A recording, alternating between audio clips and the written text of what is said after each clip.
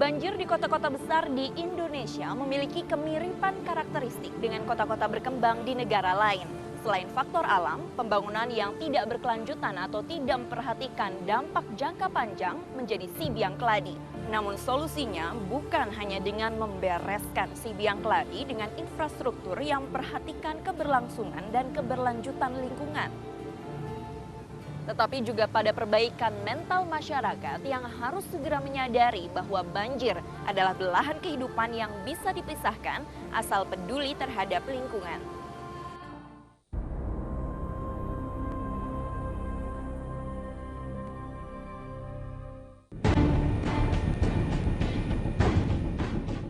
Banjir yang melanda seluruh dunia memiliki karakteristik yang berbeda-beda.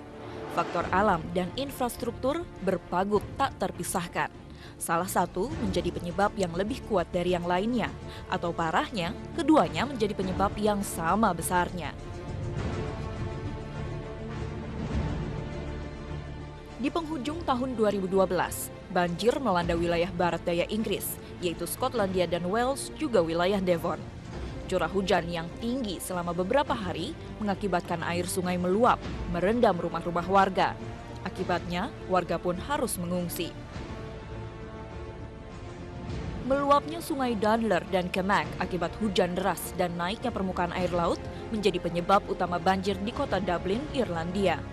Luapan air kedua sungai tersebut mengakibatkan sebagian besar jalanan, pusat pertokoan, dan rumah tinggal terendam air. Layanan kereta api dihentikan dan warga menggunakan perahu sebagai alat transportasi. Sebelumnya, di Sri Lanka, hujan yang melanda hampir merata di seluruh negara menyebabkan 17.000 warga mengungsi akibat banjir. Sedikitnya, 42 orang tewas dan 9 dinyatakan hilang akibat bencana ini. Banjir hebat di Bulgaria pada Februari 2012 disebabkan ambrolnya bendungan yang kala itu tengah tertutup salju akibat cuaca ekstrim Eropa yang menyentuh -24 hingga -36 derajat Celcius. 8 orang meninggal dunia tenggelam dalam genangan air es setinggi 2,5 meter. Sebagian diantaranya adalah tunawisma yang memang sering menjadi korban saat cuaca ekstrim. Sementara banjir pun melanda negara yang teramat siap dengan bencana, yakni Jepang, tepatnya di Pulau Kyushu pada pertengahan 2012 lalu. Lebih dari 20 orang meninggal dan hilang akibat akumulasi curah hujan yang tinggi selama 3 hari. 250.000 jiwa lainnya diungsikan ke tempat yang lebih aman. Negara yang memiliki kesamaan karakteristik banjir dengan Indonesia adalah Thailand, yakni masalah khas pada kota-kota berkembang, pembangunan gedung-gedung perkantoran, pusat perbelanjaan, dan pemukiman yang tidak memperhatikan keberlangsungan dan keberlanjutan lingkungan. Banjir pada akhir 2011 yang berlanjut hingga awal 2012 menewaskan lebih dari 500 penduduk di 22 provinsi Thailand yang terendam. Tidak hanya korban jiwa, 700.000 warga pun sempat kehilangan mata pencahariannya karena banjir saat itu. Persamaannya, penyebabnya itu ketika di Thailand kemarin itu adalah pengambilan air tanah yang sangat besar di kota, melalui perkantoran dan gedung-gedung lah ya. Di Indonesia sendiri juga demikian. Pengambilan air tanah ini kalau dulu itu seharusnya itu 3.900 liter per detik. Tapi yang terjadi sekarang tuh 6.900 liter per detik. Pengambilan air tanah yang sangat berlebihan membuat pori-pori atau rongga pada tanah, sehingga menurunkan permukaan tanah.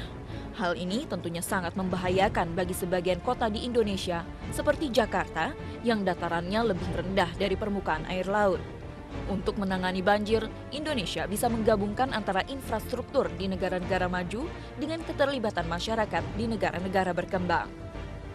Pemerintah DKI sendiri sudah mempersiapkan master plan penanganan banjir 2016. Jadi 2016 ada bebas banjir lah menurut perkiraan pemerintah yang sekarang rencananya. Itu dalam master plan itu akan lebih banyak dibangun infrastruktur, bagaimana membangun bendungan, kemudian bagaimana normalisasi sungai, pengerukan sungai, kemudian pelebaran kali-kali lagi. Itu seperti di Belanda begitu ya? ya model di Belanda, ada bentuk ya seperti di Belanda lah. Belanda terkenal dengan pertahanan banjirnya yang terbesar dan tercanggih di dunia, yakni Delta Works dengan bendungan Oosterschelde. Sebagian infrastrukturnya sudah diaplikasikan di kota-kota di Indonesia sebagai peninggalan Belanda, namun tidak dipertahankan, dipelihara maupun dikembangkan seiring dengan pertumbuhan kota. Selain Belanda, infrastruktur yang dapat diterapkan di Indonesia juga terdapat di Thailand, dikenal dengan nama pipi monyet. Seperti monyet yang menyimpan sisa makanan di pipinya dan baru menelannya saat lapar, sistem ini menyimpan air saat musim hujan dan dapat dipergunakan saat musim kemarau. Sistem pipi monyet Thailand diyakini dapat diterapkan pada Kanal Banjir Barat dan Kanal Banjir Timur di Jakarta. Negara terdekat lain yang dapat dicontoh karena keberhasilannya dalam menangani banjir adalah Malaysia. Dengan dana setara 6 triliun rupiah, selama 4 tahun, Malaysia membangun SMART atau Storm Water Management and Growth Tunnel. Terowongan pintar bawah tanah di Kuala Lumpur ini membuang air ke sungai saat banjir datang dan dapat dilewati kendaraan saat kondisi kering. Namun ada yang lebih mudah diaplikasikan langsung oleh penduduk kota-kota besar di Indonesia tanpa harus menunggu kerumitan pembangunan sistem pertahanan banjir selesai, yakni membuat lubang biopori. Kalau menurut penelitian yang ada itu, kita di Jakarta ini kan butuh 76 juta lubang biopori. Tapi pemerintah DKI baru membuat 5 juta lubang biopori.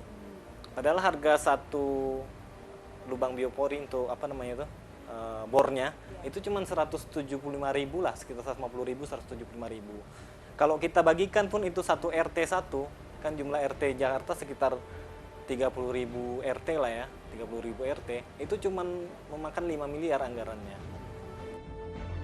Jika DKI Jakarta membutuhkan 76 juta lubang biopori dan pemerintah DKI baru bisa membuat 5 juta di antaranya, perhitungannya adalah jika kurang lebih 10 juta penduduk Jakarta per kepala membuat 7 sampai 8 lubang biopori di sekitar pemukiman mereka, maka kebutuhan satu kota akan tercukupi.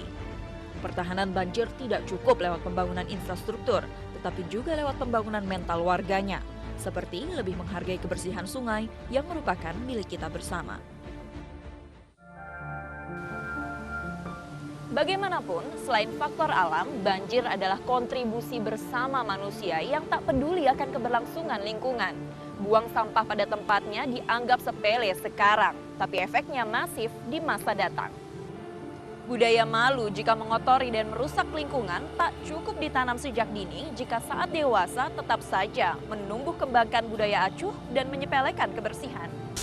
Bencana di bumi ini, termasuk juga banjir, yang kian meluas ke seluruh penjuru dunia, bukan semata-mata akibat perubahan iklim global, namun selayaknya disadari sebagai buah dari perilaku manusia yang kurang bijak dan abai pada kelestarian bumi anugerah ilahi.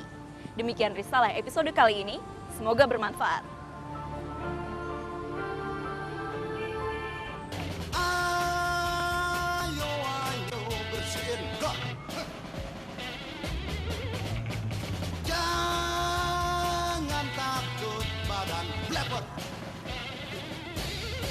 Coba tenang, jangan ribut, jangan pada kalang kabut.